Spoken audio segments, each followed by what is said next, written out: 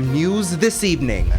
The search continues for 3 wards who escaped custody at the Metcalfe Juvenile Center.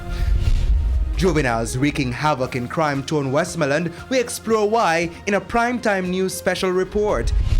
And no Christmas break for students at one primary school amid concerns about severe learning loss.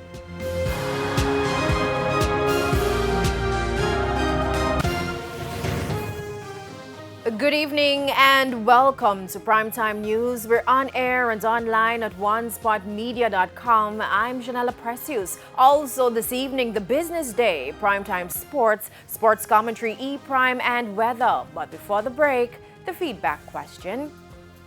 And this evening we're asking, do you believe that COVID restrictions should be relaxed for the holidays?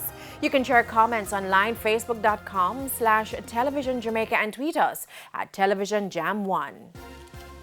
Stay with us. Primetime News returns after this break.